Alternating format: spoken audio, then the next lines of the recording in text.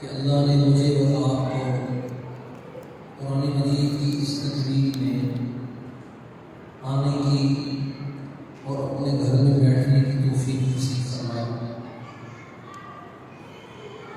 یہ سعادت انسان مال کی بنیاد پر، حسن کی بنیاد پر یا طاقت کی بنیاد پر نہیں لے سکتا، بلکہ یہ محض اللہ کے فضل اور اللہ کے کرم کی وجہ سے انسان کو نصیب ہوتی ہے۔ اور دنیا میں رسول اللہ صلی اللہ علیہ وسلم نے فرمایا، تم میں سب سے بہترین امت میں وہ شخص ہے جو قرآن مجید پڑھتا اور پڑھاتا ہے، سیکھتا اور سکھاتا ہے، سمجھتا اور سمجھاتا ہے۔ ابھی ہمارے برادر مولانا عثمان صاحب فرما رہے تھے، حضرت عثمان غنی رضی اللہ تعالیٰ عنہ جب ان کے گھر کا باغ میں محاصرہ کیا، 40 دن تک سیدنا عثمان غنی رضی اللہ تعالیٰ عنہ کھانا اور پانی آپ کے گھر تک نہیں پہنچا۔ آپ گھر کی چھت پر کھڑے ہوئے اور آپ نے باغیوں کو خطاب کیا اور 3 باتیں کہی۔ پہلی بات انہوں نے یہ کہی کہ تم مجھے قتل کرنا چاہتے ہو، اسلام میں قتل صرف 3 آدمیوں کو کیا جا سکتا ہے۔ پہلا وہ شخص جو مرتد ہو جائے، دین اسلام سے پھر جائے۔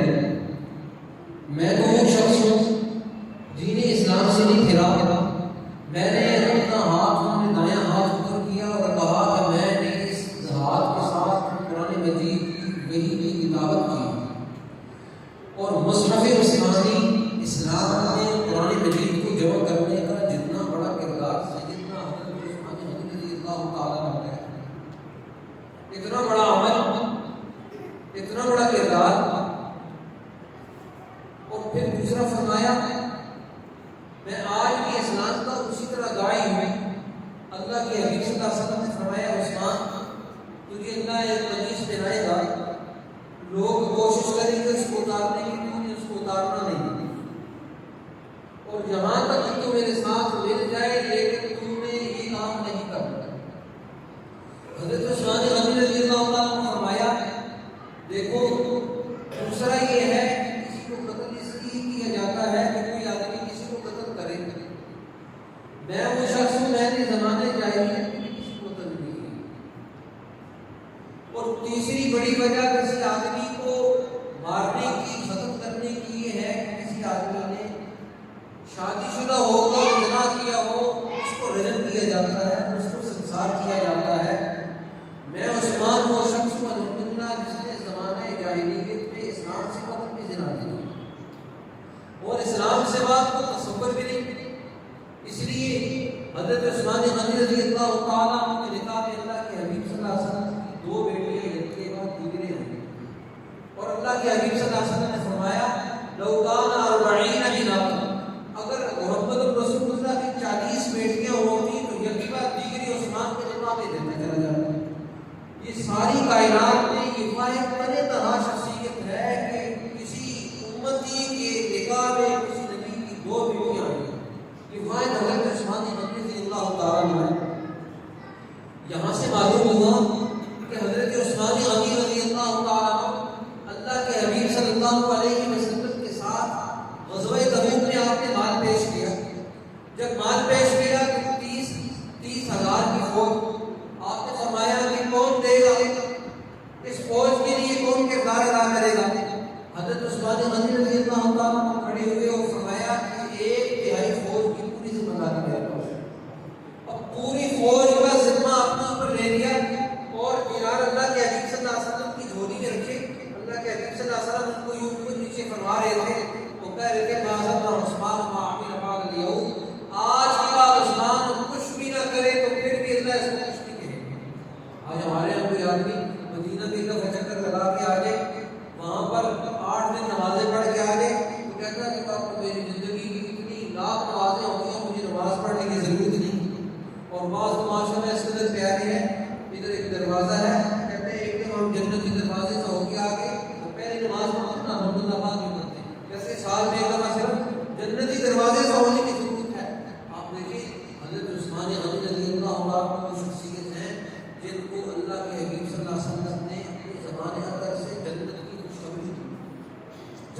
بشارت دی، لیکن اللہ کی حبیب زبان دی، لیکن اللہ نے فرمایا تو اللہ کے حبیب کی زبان دی، گویا اللہ نے فرمایا ابو بکر بھی جنتی ہے، عمر بھی جنتی ہے، عثمان بھی جنتی ہے، علی بھی جنتی ہے۔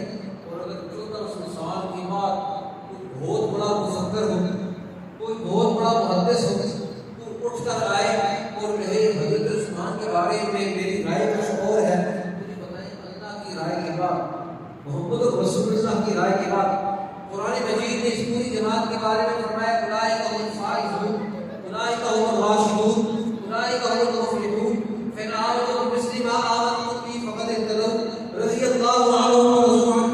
اس کے بعد اگر کوئی آدمی رائے دے، ہم کہیں گے تو قابل احترام تو ہو سکتا ہے، قابل تقلید نہیں ہو سکتا، قابل احترام ہو سکتا ہے۔ اگر میرے والد گرامی قاضی شمس الدین صاحب اٹھ کر آ گئے، ادھر سے قاضی ضیاء الدین صاحب اٹھ کر آ گئے، ادھر سے میرے بڑے تائے حضرت مولانا مفتی الرحیع صاحب اٹھ کے آ گئے اور تینوں اکٹھے ہو کر حضرت عثمان کے بارے میں کوئی منفی رائے دیں، آپ مانیں گے؟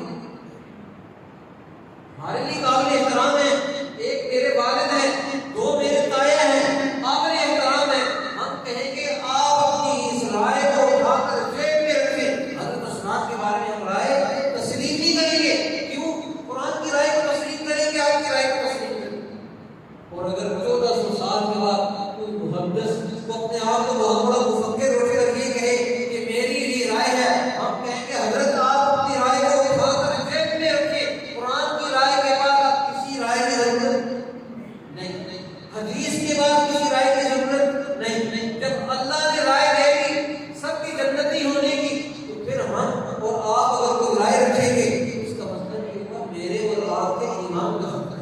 اگر کوئی آدمی یہ سوچتا ہے اس کو چاہیے اپنے ایمان کی حفاظت کرے، اللہ نے یہ کلمہ دے دیا، اتنی بڑی نعمت ہے، یہ قرآن دے دیا، اتنی بڑی نعمت ہے، اب اس کو اپنے ساتھ قبر میں لے کر چلے جاؤ، لیکن کسی صحابی کے بارے میں اگر رائے رکھو گے تو پھر اس کا نتیجہ یہ نکلے گا تمہارے ایمان کا خطرہ ہے۔ تمہارے تھانوی رحمۃ اللہ علیہ، میں آپ کی بات کر رہا ہوں، تھانوی رحمۃ اللہ علیہ کے پاس ایک آدمی آیا، کہنے لگا کہ اس صورت کیا ہے میری سمجھ میں۔ حضرت تھانوی رحمۃ اللہ علیہ نے فرمایا کہ تم یوں کرو کہ تم صحابی بن جاؤ، صحابی بن جاؤ۔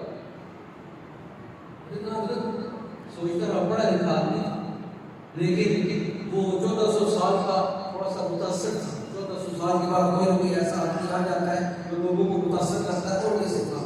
تو حضرت نے فرمایا اچھا کیوں کرو کہ تم صحابی بن جاؤ۔ سوچنے لگا صحابی تو وہ ہوتا ہے جو حضور کا دیدار کرے ایمان کی حالت میں، کہنے لگا حضرت صحابی تو نہیں بن سکتا۔ حضرت نے فرمایا اچھا کیوں کرو بھائی کہ تم تابعی بن جاؤ، تو تابعی بن جاؤ۔ کہنے لگا حضرت تابعی نہیں بن سکتا، جو صحابی کی زیارت کرے گا تو تابعی بنے گا۔ تو حضرت نے فرمایا اچھا پھر یوں کرو کہ تم تبع تابعی بن جاؤ۔ کہنے لگا حضرت تبع تابعی بھی نہیں بن سکتا۔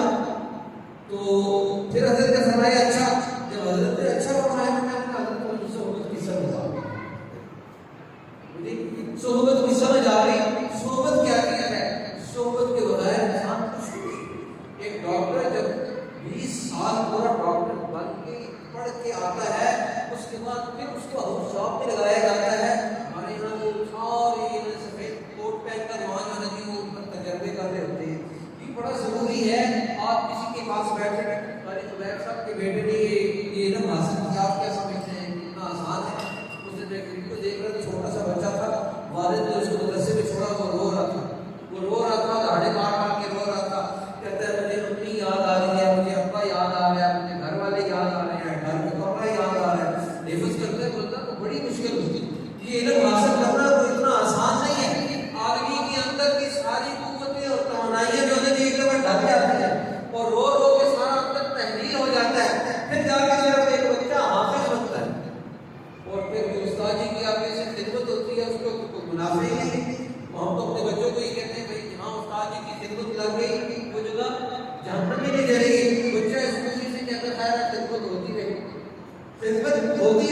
جنت میں جہنم میں نہیں جائیں گے۔ اور میں ہمارے استاد جی تھے، انہوں نے الحمدللہ ہماری بھی اتنی خدمت کی، سر سے لے کر پاؤں تک کوئی ایسی جگہ نہیں جو جنت میں قابل ہو پڑھنے کے لیے۔ حفظ بڑی مشکل سے ہوتا ہے۔ آپ کیا سمجھتے ہیں آپ کیا سمجھتے ہیں مولانا ابو بکر صاحب کے پوتے نے جو حفظ کیا تو آسانی کے ساتھ کر لیا؟ جگر تو خون چاہیے رہی علم کو حاصل کرنے کے لیے. اور ایک اور آخری بات میں کرتا ہوں، آپ کو تو کسی کو اگر کسی آدمی نے پی ایچ ڈی کی ہوئی جلسہ کیا ہو، لوگوں سے بہت بات شروع کی ہوئی جلسہ کیا ہو، الحمدللہ یہ قرآن مجید کے اعزاز ہے. ہماری عید صاحب سے پوچھے ایک بندہ قرآن مجید کا قاعدہ شروع کرتا ہے، جلسہ کر دیتا ہے کہ میں قرآن کا قاعدہ شروع کرنے لگا ہوں تو میں جلسہ کرتا ہوں، میں قرآن مجید علم کی میں ابتدا کرنے لگا ہوں. یہاں سے معلوم ہوا ڈاکٹر بنتا ہے تو وہ جلسہ نہیں کرتا، پی ایچ ڈی کرتا ہے تو وہ جلسہ نہیں کرتا، صرف قرآن مجید ناظرہ شروع کرتا ہے تو کہتا ہے میں جلسہ کرتا ہوں، ختم کرتا ہے تو کہتا ہے میں جلسہ کرتا ہوں، حافظ بنتا ہے تو کہتا ہے میں جلسہ کرتا ہوں. اتنے قسم کے مولانا ابو بکر صاحب رحمۃ اللہ، ان سارے بچوں کو اللہ نے علم دے دیا، حفظ دے دیا اور اگلی نسل کو اللہ نے مقبول کر دیا. مولانا شہاب الدین صاحب فرما رہے تھے کہ نشانی ہے قبولیت کی، بڑی بات انہوں نے فرمائی